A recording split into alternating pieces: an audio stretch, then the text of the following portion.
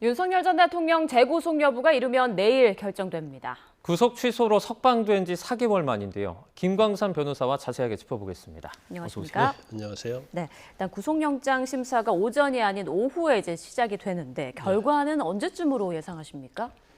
일단 오후에 영장 심사 시작되기 때문에 아마 양쪽에서 서로 프레젠테이션도 하고요. 그래서 시간은 굉장히 길어질 것이다. 그리고 혐의 자체가 한 6개 되잖아요. 근데 6개 자체가 사실은 좀 약간 다툴 수 있는 여지가 있는 그런 혐의들이 많기 때문에 제가 볼 때는 아마 영장 심사 자체도 아마 저녁 때쯤 끝날 가능성이 크다. 예. 그러면 저녁 식사 후에 이를 검토한다 하더라도 내일 중에 나오기는 좀 쉽지 않을 것 같아요. 그러니까 늦게 나오든지 다음날 새벽에 나오든지 그래서 시간은 상당히 많이 걸릴 것이다 이렇게 봅니다. 네, 윤 전 대통령은 내일 영장 심사에 직접 출석하겠다고도 했는데 네. 이번에도 직접 발언할 가능성은 어느 정도로 보십니까? 윤 전 대통령 스타일로 보면 아마 직접 발언할 거예요. 또 혐의와 관련해서 제일 중요한 부분은 윤 전 대통령이 직접적으로 관여를 했느냐, 이제 지시를 했느냐, 네. 이제 그런 부분이 좀 많이 있거든요. 그러니까 자기가 직접 지시했는지 여부랄지, 특히 이제 체포영장에 대한 저지부터 시작해가지고 계엄 선포문 작성 과정이랄지 그런 것들이 범죄 혐의 자체가 윤 전 대통령이 특히 지시를 했느냐 안 했느냐에 따라서 이게 증거가 어떤 거에 따라서 죄가 달라지기 때문에 죄가 인정되느냐 안 되느냐 달라지기 때문에 아마 본인이 직접 나서서 변론을 할 가능성이 크다. 자기 변론할 가능성이 크다 이렇게 봅니다. 네. 네. 구속 여부를 결정할 판사는 남세진 중앙지법 부장판사인데 좀 어떤 스타일로 알려져 있습니까? 자세히 알려지는 않아요. 근데 좀 영장 자체를 좀 꼼꼼하게 보는 스타일이다. 이제 꼼꼼하게 본다는 것은 이제 법전 요건을 아주 중시한다는 거죠. 예. 그러다 보면 영장 기각이 좀 많이 있을 수도 있어요. 그래서 사실 영장 기각을 바라는 어떤 피의자 입장에서 보면 판사가 좀 꼼꼼하게 봐서 요건 하나하나를 좀 까다롭게 따지는 그런 판사를 만나기를 좀 원하죠. 그런데 그건 이제 사건마다 케이스 바이 케이스예요. 그래서 이 어떤 영장 전담 판사의 성향에 따라서 뭐가 될 것이다, 기각이 될 것이다, 발부가 될 것이다. 그 예측하는 것은 맞지 않다 이렇게 네. 봅니다. 네. 영장 발부 여부를 놓고요, 혐의 소명이나 또는 증거인멸, 도망 우려 등을 따지게 될 텐데요. 어떤 부분을 가장 중점적으로 따질까요? 근데 첫 번째 제일 중요한 것 중에 하나가 도주, 증거인멸 염려 그거 하기 전에 네. 전제가 되는 것은 범죄 혐의에 대한 증거가 있느냐 여부죠. 범죄 혐의 자체가 인정이 안 되면 도주나 증거인멸 우려를 따질 필요가 없는 거예요. 그래서 일단은 이제 특검에서 수사한 내용이 윤 전 대통령의 혐의를 입증하는 데 있어서 어느 정도 소명이 되었느냐. 근데 제가 볼 때는 상당히 소명된 부분이 많다. 예. 범죄 혐의 한 6개 중에서. 그렇다고 한다면 그다음에 이제 도주 증거 인멸 우려를 따져야겠죠. 근데 제가 볼 때는 도주 염려가 있다고 보기는 어렵고요. 증거 인멸 우려가 상당히 좀 판사가 영장 발부하는 데 있어서 관심을 많이 둘 것 같아요. 왜냐하면 계속적으로 지금 범행을 부인하고 있잖아요. 예. 그리고 체포영장 자체도 저지하는 것이고, 그다음에 특히 범죄 혐의지에서 증거인멸과 관련된 부분이 이제 비화폰 삭제에 대한 지시. 그래서 이런 부분에 있어서 증거인멸 우려가 있다, 또 혐의가 중대하다. 그러면 이제 영장 발부될 가능성이 크죠. 그리고 특검은 영장 청구서에서 윤 전 대통령이 자칭 법치주의자임에도 누구보다 법을 경시하고 있다 이렇게 좀 적시를 했는데 이 부분도 좀 판단에 영향을 미칠까요? 일단 그 부분에 대해서 이제 강조를 하고자 하는 의도가 있을 것이다 이렇게 봐요. 일단 그 체포영장 관련해서도 공수처에서 물론 중앙지법이 아니고 서부지방법원에서 발부는 받았지만 판사가 적법하게 발부한 영장이잖아요. 그럼 당연히 윤 전 대통령은 대통령이고 그 다음에 검찰총장 출신이잖아요. 예. 그러면 사실은 체포영장의 집행에 대해서는 사실은 받아들여야 하는 거죠. 근데 그런 걸 안 받아들였죠. 또 계엄 이후에도 지금 범죄 혐의를 보면 내용들을 보면 계속적으로 계엄의 어떤 정당성, 그러니까 불법성을 감추기 위해서 계엄 선포문을 새로 작성한다랄지 여러 가지 그런 행위를 이제 일삼았다고 특검은 보고 있는 거죠.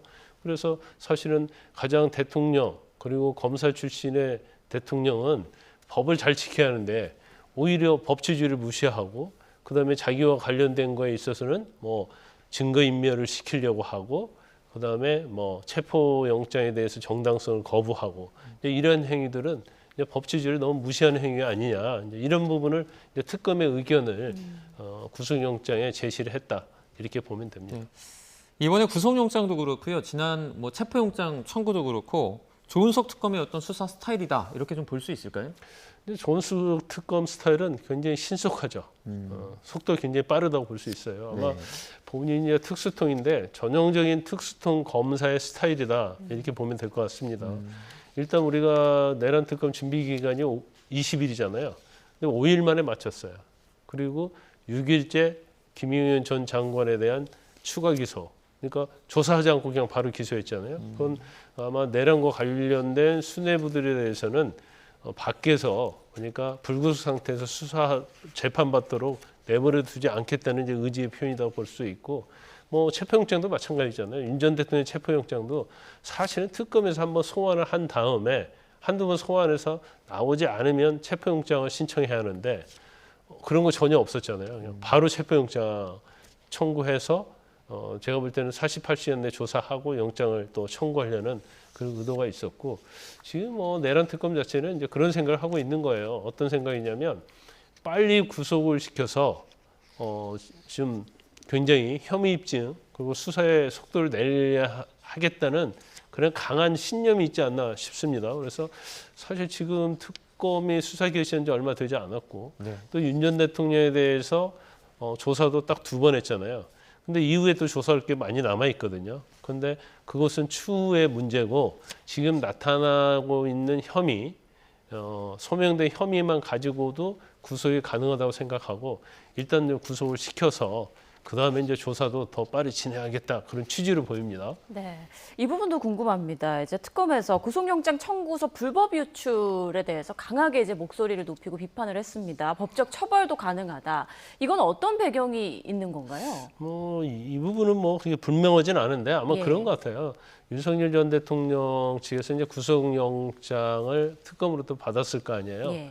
이제 받은 내용 중에 보면 김성훈 전 경호처장의 진술이 뭐 바뀐 것들, 그러니까 윤 전 대통령의 변호인 측에서 이제 수사를 방해했다. 이제 이 의미 자체가 뭐냐면 김성훈 전 차장이 조사할 때 윤 전 대통령 측 변호인이 참여를 했다는 거죠. 이제 선의결 내고 그래서 검사가 신문하면 계속 중단을 시키고 어떻게 보면 그 윤 전 대통령의 불리한 진술을 못하도록 이제 수사를 방해했다는 취지인 것 같아요. 그래서 이걸 가지고 김성훈 전 차장이 굉장히 뭐 진술이 오락가락하니까 이런 걸 의도적으로 언론에 유출해 가지고 이제 그러지 못하게 하려고 하는, 그러니까 진술에 관여하고 뭔가 영향을 미치려고 하는 것이 아니냐. 그래서 이제 그 부분에 대한 뭐 경고를 했다 이렇게 봅니다. 구속영장 혐의 같은 경우에는 직권남용이 좀 대표적인데 네.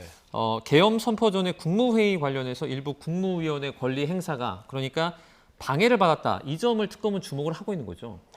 지금 특검에서 지금 수사를 하고 지금 영장 범죄 사실을 보면 이제 특수공무집행방해, 그러니까 네. 체포 영장에 대한 방해, 그와 직권남용이랄지 또 대통령 경호법상 직권남용이랄지, 그다음에 뭐 그 두 가지는 이미 이제 검찰 경찰에서 수사가 이미 거의 이루어진 사안이고요. 계엄 이후에 있었던 행위들, 계엄 선포문을 뭐 허위로 작성했다 폐기한 부분이랄지, 뭐 이런 것들은 이제 특검에서 새로 수사를 해서 이제 밝힌 부분이다 이렇게 볼 수가 있어요. 그런데 지금 뭐 여러 가지 혐의가 있는데 그 중에서 또 새로운 것이 이제 계엄 선포를 할 때 이제 국무위원들을 소집해야 하잖아요. 근데 그때 선별적으로 했다는 거예요. 그러면 소집 통지를 받지 않는 국무위원들의 어떤 국무위원으로서 권리를 이제 방해를 했다. 그것도 들어가 있는 것 같아요. 그래서 그건 이제 법률적으로 저기 볼 때는 죄가 된다 안 된다 명확하지는 않아요. 근데 이제 특검에서는 약간 부작위적인 것도 이건 직권남용이다. 이제 이렇게 그렇게 봐서 아마 영장 범죄 사실에 넣은 것 같아요. 그런데 이제 대통령이라는 어떤 직권을 가지고 사실은 밑에 있는 직원에게 해서는 안 될 시키면 이제 직권남용이 되는 거죠. 그러다 보니까 사실 범죄 혐의 징후에서 직권남용 부분이 상당한 부분을 차지한다 이렇게 볼 수 있어요. 네. 윤 전 대통령 그 지난번 구속영장 심사 때는 현직 대통령이기도 했고 또 수감 중이어서 구치소에 있었단 말이죠. 네, 이번에는 어떻게 될까요? 근데 일반적으로 이제 구치소에도 많이 있죠. 더군다나 아무리 현직 대통령이 아니다 할지라도 전 대통령이잖아요. 이거 꼭 애우가 아닌 걸 떠나서 예. 중앙지검에서 영장 심사를 할 때는 중앙지검 내에 있는 유치장에 유치를 하든지 아니면 구치소로 보내는 거거든요. 그래서 아마 제가 볼 때는 뭐 구치소에서 대기할 가능성이 크다. 그리고 구치소에서 대기하면 영장이 발부가 되면 사실은 바로 구속 집행이 가능하거든요. 예. 번거롭지 않고. 근데 유치장에 있으면 또 구속 집행해서 서울 구치소를 또 호송을 해야 돼요. 그렇기 때문에 아마 이번도 서울 구치소에 유치할 가능성이 크다 이렇게 봅니다. 네. 이제 3특검 중에 하나죠. 이번에는 김건희 특검 관련해서도 저희가 얘기를 좀 나눠보겠습니다. 앞서 윤석열 전 대통령 부부의 공천 개입 의혹에 대해서 동시다발 압수수색을 벌이고 있는 김건희 특검팀이 정례 브리핑을 열었는데요. 현장 목소리 한번 듣고 오겠습니다. 특검법은 수사 대상으로 김건희, 명태균, 건진법사 등 제21대 국회의원 선거, 2021년 재보궐선거, 제8회 종북 동시지방선거, 2022년 재보궐선거, 제22대 국회의원 선거 등에서 불법 허위 여론조사, 공천 거래 등 선거 개입이 있었다는 의혹 사건, 제22대 국회의원 선거 등에 부당하게 개입하였다는 의혹 사건 등을 정하고 있습니다. 이와 관련하여 특검은 오늘 윤상현 의원, 김영선 전 의원, 김상민 전 부장검사의 주거지 사무실 등 10여 곳에 대한 압수수색을 실시하고 있습니다. 특검은 그동안 공천거래, 부당한 선거 개입과 관련한 많은 의혹이 장기간 제기되어 온 만큼 신속하게 사건의 진상을 규명할 필요가 있다고 판단하고 오늘 압수수색을 실시하게 된 것입니다. 특검은 압수물 분석과 함께 관련자 소환 조사 등을 신속하게 진행하여 실체를 규명해 나갈 예정입니다. 이상으로 브리핑을 마치겠습니다. 네, 이제 뭐 핵심은 공천 개입 의혹이라고 볼 수 있을 것 같은데 지금 들으신 브리핑 내용 중에 좀 눈여겨보신 부분이 있을까요? 이제 내란 특검과 좀 비교가 되죠. 내란 특검은 일단은 뭐 마찬가지지만 김건희 여사 특검하고 이미 수사대에 가져온 걸 다 일단 다 이첩받았잖아요. 네. 근데 분석을 한 다음에 이제 사람 위주의 관련자들에 대해서 이제 소환해서 조사에 집중을 하고 있다 이렇게 볼 수 있고 네.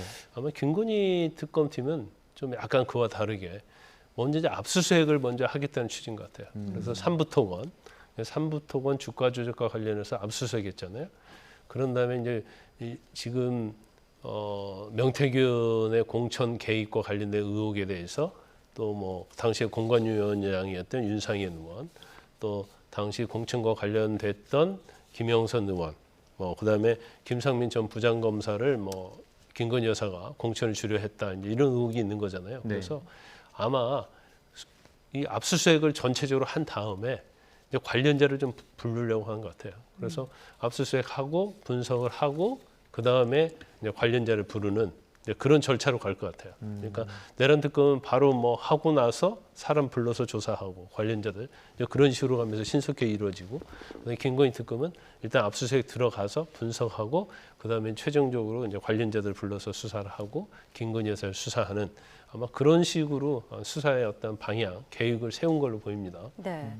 자, 오늘 윤상현 의원과 김영선 전 의원, 김상민 전 부장검사 등을 압수수색을 했는데 앞으로 이런 압수수색이나 강제 수사가 더 확대되겠죠. 뭐 그럴 가능성이 굉장히 크죠. 일단 너무 이제 진술에 의존하는 수사보다도 특히 이제 공천 개입과 관련된 수사에 있어서는 이제 본인들이 대부분 부인할 거예요. 그러면 일부 물론 뭐 인정되는 부분도 있겠지만 그러면 더 중요한 것이 이제 과학적 증거. 그러니까 범죄 혐의를 뒷받침할 수 있는 뭐 텔레그램 내용이랄지 아니면 통화 내역이랄지 이런 것들이 중요하겠죠. 그래서 특히 이제 명태균 씨의 어떤 진술의 어떤 진정성, 진실성 이런 것들이 사실 가늠하기가 어렵거든요. 예. 그럼 결과적으로 이제 압수수색을 통해서 이걸 분석을 해보면 또 명태균 씨의 진술이 사실인 부분에 대해서 어떻게 보면 보강 자료가 될 수 있는, 보강 증거가 될 수 있는 이제 그런 것들을 찾고 있다고 봅니다. 그래서 당연히 뭐 압수수색은 이제 수사에 있어서 A, B, C 중에서 A에 해당이 되기 때문에 뭐 앞으로 특검이 이제 경찰 검찰에서 이미 압수수색한 건 뭐 중부에서 할 필요 없겠죠. 그렇지만 그렇지 않은 부분에 대해서는 압수수색이 이제 계속적으로 이루어질 가능성이 크고 또 경우에 따라서 이제 관련자들 조사하다가 그 관련자 진술의 신빙성을 어떻게 보강하기 위해서 압수수색이 필요하면 또 그때그때 압수수색하고 아마 그렇게 전개가 될 걸로 보입니다. 네. 의혹이 발생한 시점이 사실 뭐 바로 금방은 아니기 때문에 시간이 조금 되지 않았습니까? 네. 이런 상황에서 이 시점에서 압수수색을 진행하는 게 실효성 있는 증거나 이런 걸 좀 확보할 수 있는 가능성이 있을까요? 어떻게 보십니까? 원래 이제 압수수색의 특징은요 신속성이고 긴밀성이에요. 그러니까 아무도 모르게 갑자기 들이닥쳐서 하는 건데 이미 저건 뭐 엄청나게 퍼져 있기 때문에 우리가 간혹 그러는 거죠. 뭐 몇 년 전 사건 가지고 압수수색은 뭐가 나오겠느냐. 근데 이제 관련된 피의자랄지 참고인들이 아무리 숨겨도 또 압수수색 하다 보면 또 단서를 발견할 수가 있어요. 네. 특히 뭐 통화와 관련된 부분이랄지 어떤 저장된 부분이랄지 이런 것들은 설사 뭐 증거인멸을 한다 하더라도 벌써 단서를 잡을 수 있는 여지가 있기 때문에 설사 압수수색을 해서도 다 증거인멸을 했기 때문에 얻을 게 없다고 생각할지라도 네. 일단 압수수색은 하는 게 맞죠. 네. 수사에 있어서는. 동시다발적으로 압수수색이 진행되고 있기 때문에 여기에서 어떤 유의미한 증거가 나올지 좀 지켜봐야겠습니다. 지금까지 김광산 변호사와 함께했습니다. 고맙습니다. 고맙습니다.